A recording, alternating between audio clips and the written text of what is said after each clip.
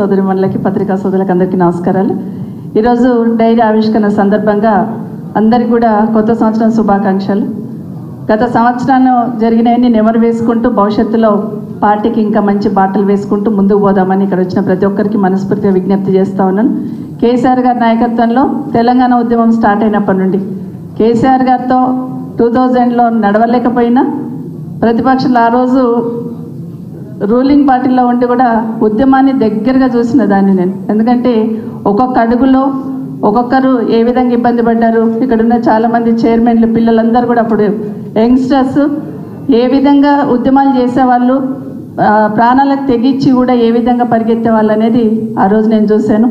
ఇక్కడ ఫోటో చూస్తూ ఉంటే కేసీఆర్ గారిది నీమ్స్లో ఇంకా చాలా ఇబ్బందిగా ఉంది.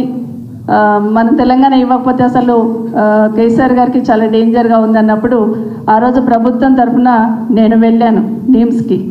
కుటుంబ సభ్యులందరూ కూడా అక్కడ ఉన్నారు. వెళ్ళి అన్న మీరు విరమించుకోండి అని అడిగినప్పుడు ఒకటే మాట అన్నారు. ఆ కళ్ళల్లో నీళ్లు సుడులు తిరుగుతూ ఉంటే నాకు పదవులు ముఖ్యం కాదమ్మా, పార్టీ ముఖ్యం కాదమ్మా, తెలంగాణ వస్తే చాలుగా ఒక్కటి ఇన్ఫామ్ చేయండి అమ్మా పైకి అన్నారు. అదే మాట ఆ రోజున్న ముఖ్యమంత్రి గారికి వెళ్ళి చెప్పాను నేను. ఇలా ఉంది, ఇలా చెప్పారు, మనం స్పందించకపోతే ఇబ్బంది ఏర్పడుతుంది అని చెప్పాను. నిజంగా అవన్నీ నెమరు వేసుకుంటున్న సందర్భంలో ఎన్నో ఒడిదుడుకులు ఎదుర్కొని రాష్ట్రాన్ని సాధించుకోవడమే కాకుండా రాష్ట్రాన్ని 10 సంవత్సరాలలో సొంత ఇంటిని ఏ విధంగా అయితే ఒక్కొక్కటి సర్దుకుంటూ పోతూ ఉంటామో, సొంత ఇంటిలో కుటుంబ సభ్యులను ఏ విధంగా ఒక్కరొక్కరిని ఉమ్మడి కుటుంబం ఉంటే బాగు చేసుకుంటూ పోతామో ఆ విధంగా 10 సంవత్సరాలు కేసీఆర్ గారు తపన ఆరాటం ఈరోజు తెలంగాణ రాష్ట్రాన్ని దేశంలో మొదటి స్థానంలో నిలబెట్టిందని మాత్రం అందరం కూడా అంగీకరించాల్సిన అంశం. ఒకటి ఆలోచిస్తూ ఉంటే ఇలా స్కీమ్స్ అని చదువుతూ ఉంటే ఒకప్పుడు బతుకమ్మ వదిలిపెట్టాలంటే చెరువులలో నీళ్ళు ఉండకుండా మనకు బకెట్లలోనో లేకపోతే ఇంకెట్లనో వదిలిపెడుతుంటే అసలు వదిలిపెట్టకుండా చెరువు గట్టును వదిలేసి వస్తుంటాం.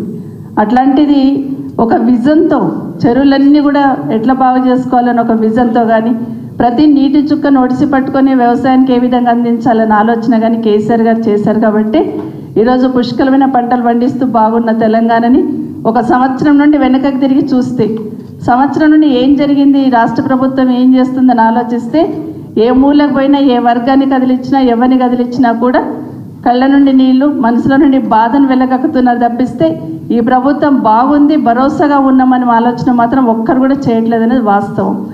అదే విషయాన్ని గత సంవత్సరాలంతా కూడా ఇక్కడ చూస్తూ ఉంటే మా అక్క చెల్లెలందరూ కూర్చుంటే ఇక్కడ అందరు నాకు మొన్న హైదరాబాద్ కూర్చున్న మా హైదర్షకోట నుండి వచ్చిన మహిళా సోదరిమణుల ఏడుపు నాకు కనిపిస్తూ ఉంది.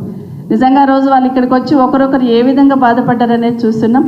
అట్లాంటి ప్రతి దాంట్లో మేమున్నామని భరోసా కేసీఆర్ గారి నాయకత్వంలో కేటీఆర్ గారు కానీ హరీష్ రావు గారు కానీ మిగతా అందరూ కూడా కల్పించే ప్రయత్నం చేసిన విషయాన్ని ఒకసారి గుర్తు చేసుకుంటూ అది నిజంగానే తట్టుకోలేక ఈరోజు ఈ ప్రభుత్వం ఏదో ఒక రకంగా మాట్లాడుతున్న గొంతులని ముందుండి నడిపిస్తున్న నాయకులను ఇబ్బంది పెట్టాలనే ప్రయత్నం చేస్తున్న విషయాన్ని మనం గమనిస్తూ ఉన్నాం.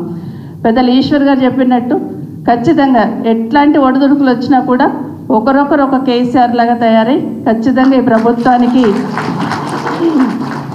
ప్రభుత్వానికి బుద్ధి చెప్తూ ప్రజలకు భరోసా ఇస్తూ ప్రజలకు అండగా ఉంటూ పార్టీకి ముందుండి నడిపించాల్సిన బాధ్యత ప్రతి ఒక్కరి మీద ఉంది. ప్రతి ఒక్కరి కింది స్థాయి మెంబర్షిప్ తీసుకున్న ఒక అభిమానితో పాటు కార్యకర్తలందరి మీద కూడా ఉందని కూడా మరొకసారి మనవి చేస్తూ మనందరికీ తెలుసు కేటీఆర్ గారిని ఏ విధంగా ఇబ్బంది పెట్టాలనుకుంటున్నారు. ఒకసారి మనం అందరం గమనిస్తే ఒక్కసారి కాంగ్రెస్ పార్టీ ప్రభుత్వం గ్రాఫ్ పడిపోతుంది అన్నప్పుడు మెల్లిగా ఫోన్ ట్యాపింగ్ అంటారు. అక్కడ ఏముంటుంది, ఒకరోజంతా చర్చ నడిపిస్తూ ఉంటారు.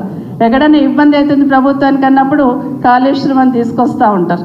ఏదో ఒక రకంగా డైవర్ట్ చేయాలి. డైవర్షన్ పాలిటిక్స్ అనేది మనం కాదు, కింద గ్రామీణ ప్రాంతాలలో పెద్దమ్మలు మాట్లాడుతున్నారు.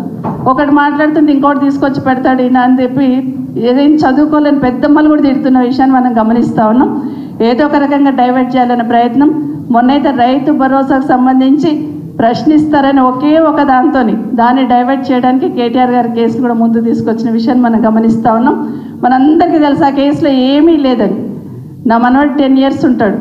వాడు నిన్న టీవీలో చూస్తూ కేటీఆర్ గారి గురించి చూస్తున్నప్పుడు ఎందుకు అరెస్ట్ చేస్తారు నాని అని అడిగాడు. ఎందుకంటే ఇగో ఇట్లా చేస్తున్నారు, ఇట్లా మనం కార్ రేసింగ్ వచ్చిందంటే చాలా బాగా ఉండింది కదా, అది మంచిది కదా, మనకు మంచి పేరు వచ్చింది కదా, మరి వద్దంటున్నారు, తప్పైంది అంటున్నారు, కేసు పెడుతున్నారంటే వీళ్ళ బుర్ర లేదు నాని అనుకుంటే వెళ్ళిపోయింది. చిన్న మాట, ఒకటే మాట అనుకుంటే వెళ్ళిపోయింది. ఎంత మంచి పేరు వచ్చింది కదా, ఎక్కడో చూస్తాము, ఇలా బుర్ర లేదనుకుంటే వెళ్ళిపోయింది. అంటే ఒకటి మాత్రం, రాష్ట్ర ప్రతిష్ట ఏ విధంగా పెరిగింది, రాష్ట్రానికి ఏ విధంగా ఆదాయం వచ్చిందనేది ఆలోచించకుండా అసలు ఎక్కడ నష్టం జరిగిందని కూడా వాళ్ళకే తెలియదు. కానీ కేటీఆర్ గారిని ఇబ్బంది పెట్టాలి ఒకటే ప్రయత్నం చేస్తుండ్రు. ఆ విధంగా ప్రతి ఒక్కరి మానసిక స్థాయిని దెబ్బతీయాలని ప్రయత్నం చేస్తుంది. కాబట్టి ఇంకా మొండిగా, ఇంకా ధైర్యంతో ముందుకు పోయి మన పార్టీని మళ్ళీ అధికారంలోకి తీసుకొచ్చి ఈ రాష్ట్రానికి కేసీఆర్ గారి నాయకత్వమే శ్రీరామ రక్ష అనే దిశగా ప్రయత్నం చేద్దామని తెలియజేసుకుంటూ జై తెలంగాణ, జై కేసీఆర్.